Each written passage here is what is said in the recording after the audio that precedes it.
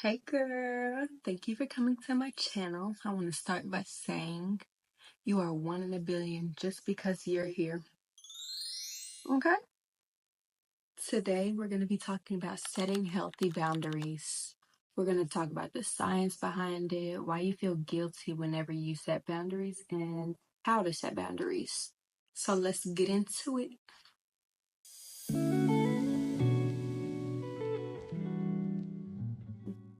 Chapter 1: The Psychology of Boundary Setting.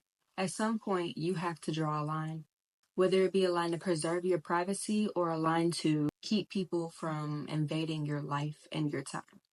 This line is called a boundary, and a boundary is very important for your mental health and your well being. Setting boundaries means knowing what you want and expecting it from people in your life.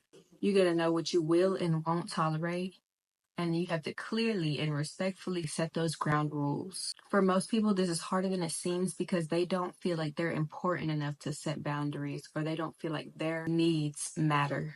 They let people walk over them because they're scared of what the social consequences would be. They don't want to face the social consequences. This is called people pleasing. Don't be a people pleaser. Don't be a people pleaser. Ugh. A people A people pleaser is someone who has little to no boundaries or consideration for themselves and who puts their needs aside to meet other people's demands with no regards to their own needs. People pleaser isn't a clinical diagnosis, but it is a personality type characterized by low self-esteem. Next, we're going to discuss why guilt shows up whenever you set boundaries. Well, let me tell you, guilt comes from the anticipation of what other people or how other people might react. For some people, they might come from being raised in an environment where boundaries weren't respected or acknowledged at all. So they might not be used to putting themselves and their needs first. So how can we deal with this guilt? Question mark. Let me tell you. One, you can sit with it. You need to sit with it. Guilt is an uncomfortable feeling, but it isn't always accurate. Someone can feel guilty for doing the right thing because they have a good heart and they're thinking about every single person involved. But that doesn't mean they did anything wrong. So sit with the guilt, let it run its course like a cold, and respectfully, you'll get over it. You won't feel guilty anymore. You did nothing wrong. 2, remember that you're not responsible for the way other people feel. Their reaction is not your problem. So examples of negative reactions that aren't your problem are dismissiveness, invalidation, gaslighting, or the silent treatment. Those are just 4 examples. There's many more.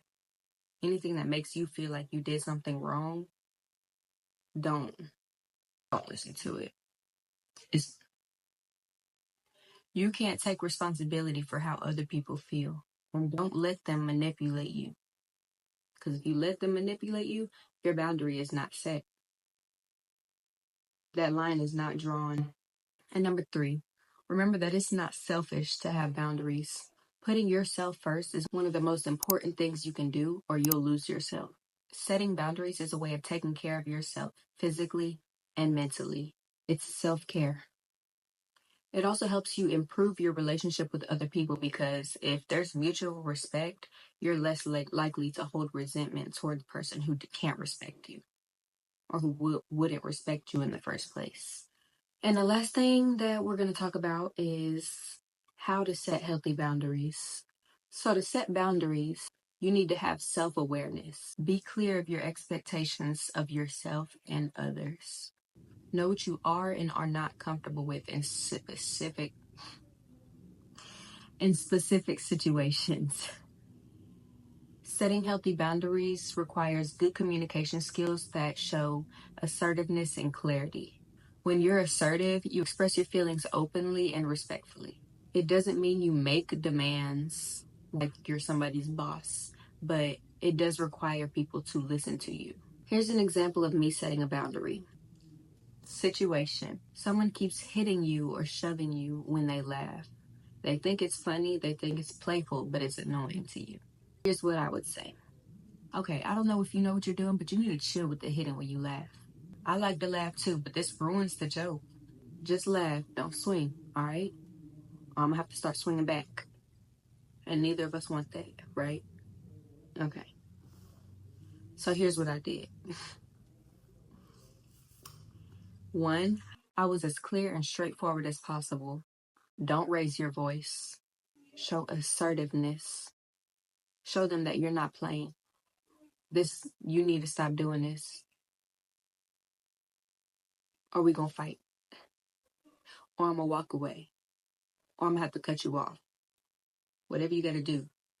Two, I stated my need or request directly in terms of what I want from them. I didn't express what I don't want or what I don't like, and I didn't over explain myself.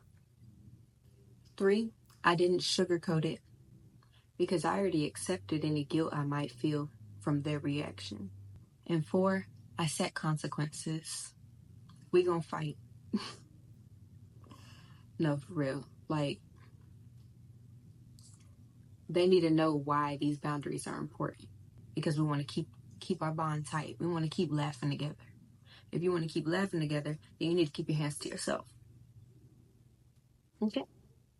Some examples of healthy boundaries are saying no when you don't want to do something, requesting personal space, making time for yourself, request that someone respect your belongings, express feelings, declining unwanted interactions, setting work hours, disengaging from social media, communication boundaries like tone and volume, honesty, privacy, and respect, and sexual boundaries. So basically, healthy boundaries are essential for maintaining your well-being and building positive relationships. They involve clearly communicating your needs and limits. They involve respecting other people's boundaries and consistently upholding your personal boundaries. Having boundaries creates a sense of security, self-empowerment, and peace.